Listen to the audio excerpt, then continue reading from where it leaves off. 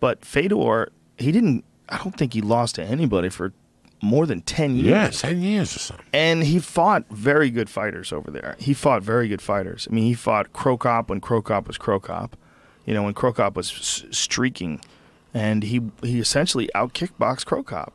You know, I mean, that's what he did in that Pride fight. There was a lot of striking involved in that fight. And Fedor won.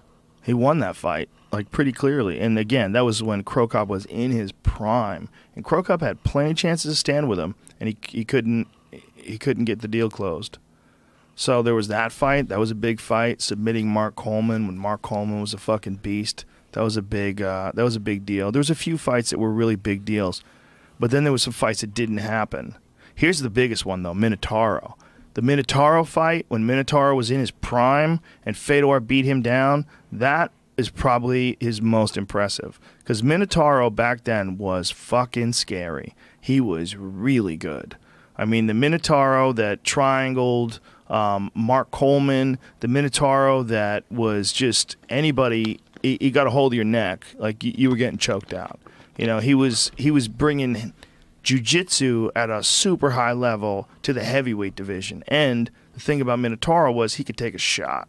He could take a shot, especially in his prime, like nobody. He was like invulnerable. Like he didn't feel pain. You'd crack him, he would take shots, then he'd finish you. You know, Krokop beat the shit out of Minotauro for one round. I mean, beat the shit out of him. And then he head kicked him at the end of the first round. Like, boom! And Minotauro thought they stopped the fight, but it was actually the end of the round. He thought they stopped the fight when the referee stood up. He was like, no, like, you're not going to stop this. And the guy goes, no, it's just the end of the round. He's like, okay, good. Second round starts, shoots in, takes Krokop down, arm bars him. Bitch. He was just so tough. Fedor beat him down, man. Fedor beat him down. And it was a scary beat down. Like, he had Minotauro in the corner, and he was ground and pounding him with these ferocious, those casting punches that Fedor throws. He's not punching like this, like straight. He's throwing these crazy, like, circular hammers that are going around your gloves. Like you're holding your gloves up in front of yourself, trying to defend yourself. And he's throwing these whipping punches that are going behind the gloves and smashing Minotauro's face. It was one of the worst beatdowns you ever saw, like ground and pound in Pride, like trapped in a corner. Because he just worked him, man. He hit him with some ferocious punches that not a lot of people would have been able to take. He broke his cheekbone. He hit him with some bombs, man. But that was when Fedor was Fedor. So if you look at that fight with Minotauro, you look at that fight with Krokop, like some of his best performances, there's no doubt if he's not the greatest, it's between him and Cain Velasquez, in my opinion, as far as the two greatest heavyweights of all time. And then honorable consideration to Fabricio Verdum.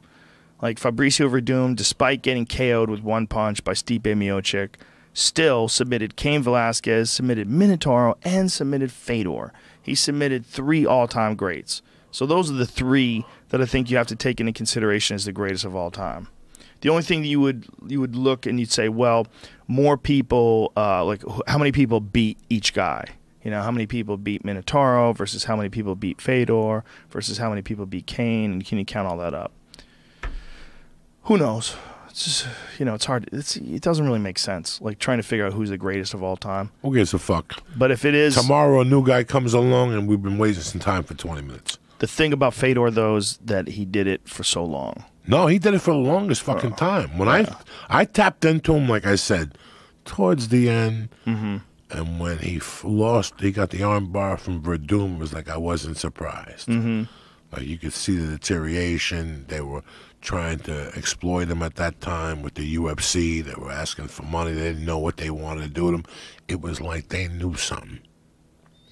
You follow me? It's like when that team calls you up and they try to give you the home run fucking champion of the last 8 years miraculously on a Tuesday. You know what I'm saying? Like, why do I deserve this fucking call? They knew something. And he started losing a couple fights, and he retired shortly after. Well, he lost 3 in a row, which is really crazy. Which was crazy. Yeah, and the first one, you know, he loses by submission, you know, but it was a mistake. He followed Verdum to the ground. He hit him. He had Verdum hurt. He thought he had him hurt. Verdum just set a trap, locked him up tight, got him with that nasty guard. But the second one was bad. Second one, he fought Bigfoot. And that was when Bigfoot was Bigfoot. That's when Bigfoot was on that testosterone, too. That's when they allowed them to do it because, you know, Bigfoot had a pituitary gland tumor. So he had, like, legitimate gigantisms. Like, he's a guy who actually needed testosterone. He really did need it.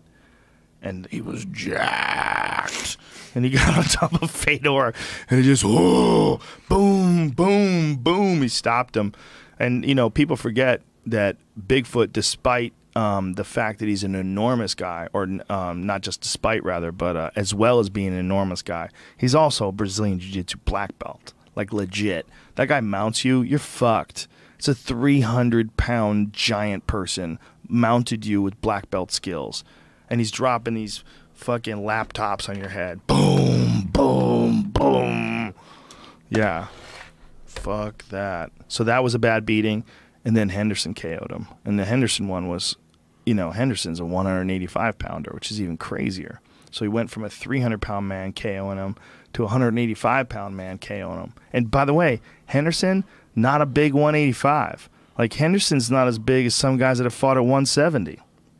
That's how hard he fucking punches. Henderson's tiny. I wouldn't say that to his face. No. Not that he's tiny, but he's... Listen, man, you know, you watch pro football, right? You look at those defensive backs. Octagon News.